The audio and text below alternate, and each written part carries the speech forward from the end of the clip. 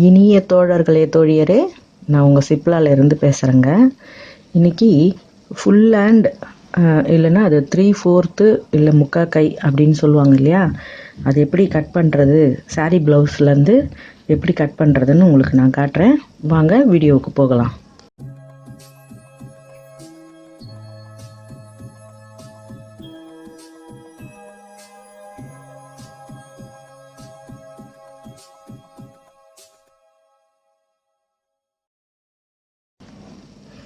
இப்போது இதை அப்படியே 4 ஃபோல்டு பண்ணியாச்சு.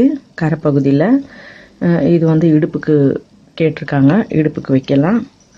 இன்னொரு பாகத்தில் கைக்கு. சரியா? இப்போ இதை 4 நம்ம மடிச்சிட்டோம். க்ளோஸ் நெக்குக்குன்னு ஃபுல் ஹேண்டாக இருக்கும் பொழுது, க்ளோஸ் நெக்கில் ஃபுல் ஹேண்ட் அப்படின்னும் பொழுது அதை கொஞ்சம் டிஃப்ரெண்ட்டாக வெட்டணுங்க. நம்ம வழக்கமாக வெட்டுற ஸ்லீவ் மாதிரி இதை வெட்டக்கூடாது. அது எப்படின்னு நான் உங்களுக்கு சொல்கிறேன் பாருங்கள்.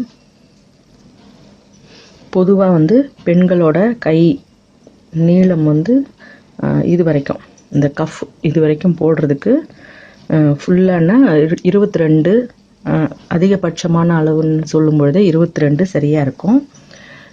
சிலருக்கு ரொம்பவே குள்ளமாக இருக்கிறவங்களா இருந்தால் அவங்களுக்கு கொஞ்சம் குறையிறதுக்கு வாய்ப்பு உண்டு, ஒரு 20 அது மாதிரி. மெகா ஸ்லீவ்னு சொல்லுவாங்க, 3/4, அதாவது முழங்கைக்கு கீழே. இப்போ நம்மளோட முழங்கைக்கு கீழே இங்கே வரைக்கும் வரும். அப்படியும் இது வரைக்கும் வந்தாலுமே கூட ஒரே இதுதான் நம்ம எடுக்க வேண்டியது இருக்கும்.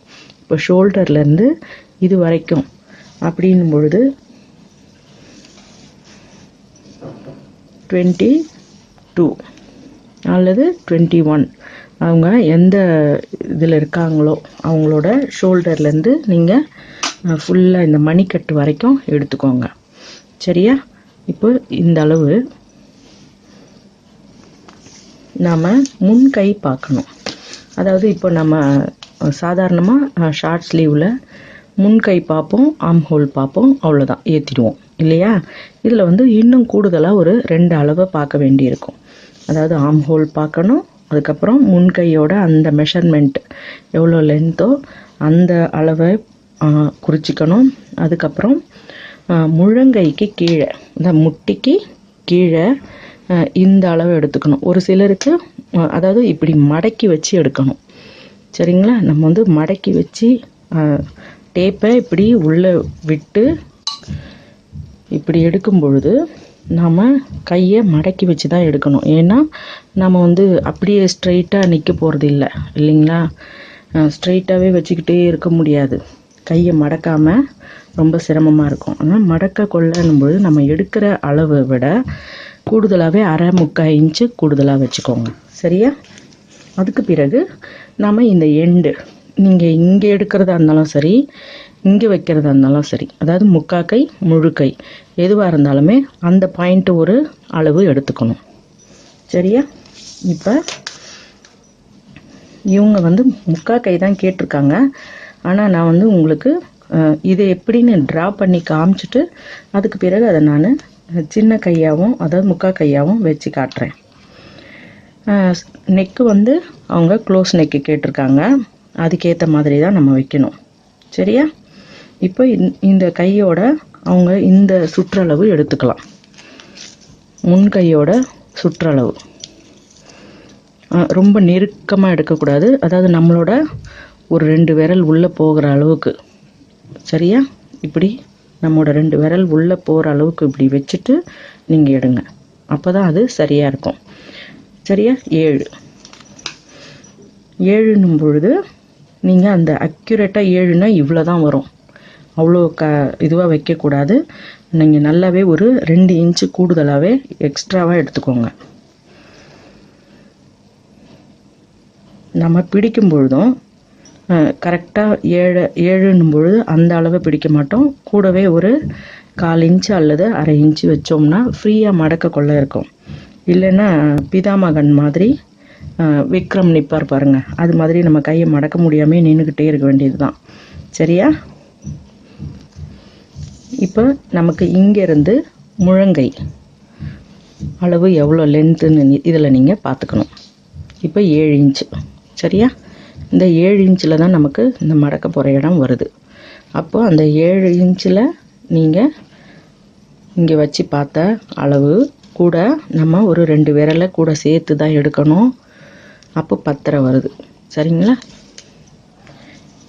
அப்போது நீங்கள் நம்ம அந்த முன்கையிலேருந்து 7 இன்ச்சு நீங்கள் எடுத்தோம் இல்லையா, அந்த 7 இன்ச்சு இங்கே மார்க் பண்ணிக்கோங்க. அதுக்கு பிறகு அந்த சுற்றளவு 10.5 பொழுது நீங்கள் கூட ஒரு 2 இன்ச்சு சேர்த்துக்கோங்க சரியா. 2 இன்ச்சுன்னு கூட வேண்டாம், நம்ம இங்கே ஸ்டார்டிங்கில் தான் அப்படி வைக்க போகிறோம். கொஞ்சம் இங்கே வரும்பொழுது ஒரு 1.5 இன்ச்சு சேர்த்தா கூட சௌகரியமாக தான் இருக்கும் சரியா. இப்போது 6.5 அப்படின்னு வச்சுக்கலாம். 6.5ன்றது என்ன கணக்குன்னா, நம்ம எடுத்தது 10.5, அது கூட நம்ம 10.5 நம்ம பாதியாக பிரிக்கும் பொழுது 5.25, நம்ம 6.25 6.5 அப்படின்னு வைக்கிறோம் சரியா. கூட வந்து ஒரு இன்ச்சு 1.25 இன்ச்சு கூட சேர்த்துக்கிறோம். அதுக்கு பிறகு ஷோல்டர்லேருந்து நம்மளோட முழங்கை வரைக்கும், முழங்கை அப்படின்னு சொல்லும்போது அது முட்டி, அதுதான் வந்து குறிக்கிறது முழங்கைன்னு சொல்லுவோம்.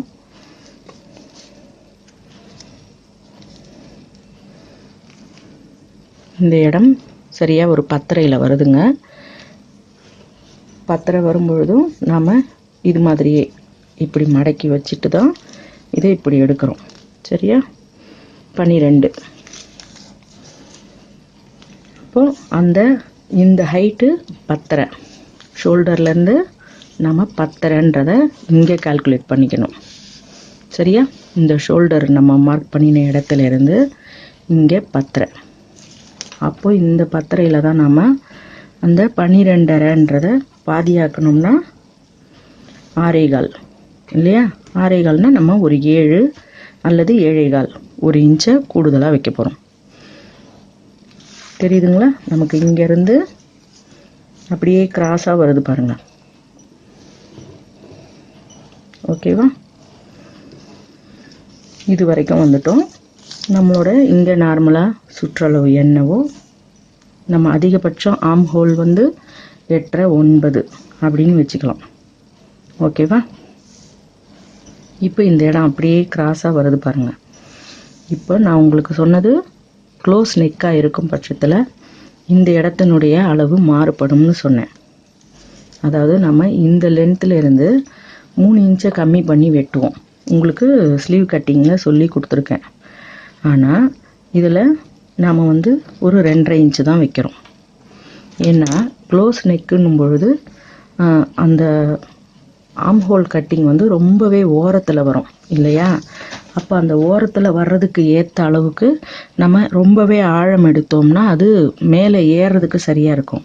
ஆனால் இது ரொம்பவே ஓரமாக ஷோல்டர் இருக்கும் பொழுது அப்போ அதுக்கேற்ற மாதிரி தான் நம்ம இதை கட் பண்ணணும் சரியா. ஒரு 2.5 இன்ச்சு வச்சிங்கன்னா போதும்.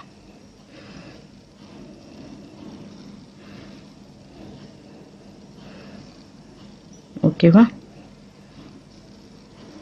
இப்போ இப்படி வச்சு நீங்கள் கட் பண்ணிவிட்டு ஏற்றும் பொழுது அது ரொம்பவே சரியாக இருக்கும். இப்போ முக்கா கைக்கு நான் காட்டுறேன் பாருங்கள்.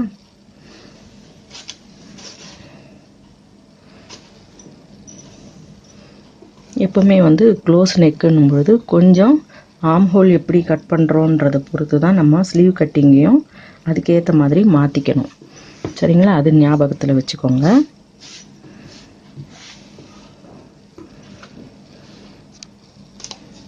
இப்போ அவங்களோட கை லென்த்து, அந்த மெகா ஸ்லீவுக்கு லென்த்து வந்து 14ங்க.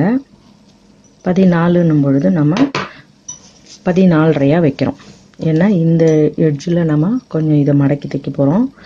அங்கே ஷோல்டர்லேயும் நம்ம ஸ்லீவை ஏற்றும் பொழுது கொஞ்சம் குறையும் இல்லையா. அதனால் நம்ம அது 14.5ன்னு வச்சுக்கலாம்.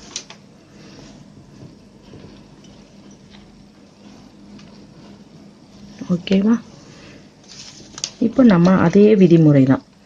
இப்போ இந்த முன்கை நம்ம எவ்வளோ எடுத்தோமோ அதை விட நம்ம ஒரு 2 இன்ச்சு சேர்த்து அதை நம்ம கால்குலேட் பண்ணி வைக்கணும்.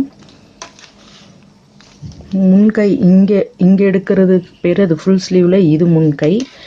ஷார்ட்டாக இதை 3/4 எடுக்கும்பொழுது இதுதான் முன்கை. முன்கைன்னு அப்படின்னு சொல்லும் பொழுது நமக்கு அந்த கையோட எண்டிங் பாயிண்ட்டு தான் முன்கைன்னு சொல்கிறேன். அது புரியலன்னா நீங்கள் அதுக்காக தான் இதை திரும்பவும் சொல்கிறேன். முன்கை அப்படின்னும் பொழுது இது. அதுக்கு பிறகு அதில் 2ஆம் பாகமாக நம்ம அளவு எடுக்கிறது. அதுக்கு ஒரு 3-4 இன்ச்சுக்கு இறக்கத்தில் இந்த இடத்துல எடுப்போம். அதுக்கு பிறகு அதே மாதிரியே ஒரு 3-4 இன்ச்சு இறக்கத்தில் இங்கே எடுப்போம். அதுக்கு பிறகு ஆம் ஹோல். இந்த 4 அளவு தான் இந்த மாதிரி பெரிய கைகளுக்கு ரொம்பவே அவசியம். சரிங்களா? அதே மாதிரி தான் இந்த ஷோல்டரையும் நம்ம அப்படி தான் கணக்கு பண்ணணும். அதாவது இந்த ஷோல்டரில் நம்ம இந்த ஸ்லீவை ஏற்றும் பொழுது சாதாரணமான கையாக, அதாவது கழுத்து சாதாரணமான பெரிய கழுத்தாக இருக்கும் பட்சத்தில் நம்ம 3 இன்ச்சை குறைச்சி நம்ம கட்டிங் போடலாம் ஸ்லீவில். ஆனால் க்ளோஸ் நெக்காக இருக்கும் பட்சத்தில் நீங்கள் 3 இன்ச்சு இறக்கக்கூடாது, 2.5 தான் இறக்கணும். அது மட்டும் கொஞ்சம் ஞாபகம் வச்சுக்கோங்க. சரியா? இந்த கட்டிங் உங்களுக்கு நான் சொல்லி கொடுத்துருக்கேன், ஸ்லீவ் கட்டிங். இது மட்டும்தான் அதில் விடுபட்டது. நம்ம இங்கே ஆரம்பிக்கிறோம்னா இந்த இடம் நம்ம ஸ்டிச்சிங் போன பிறகும் இந்த இடத்துல அந்த எஸ் வரணும். அப்போ தான் அந்த ஆம் ஹோலில் துணி நிற்காமல் இருக்கும். சரிங்களா?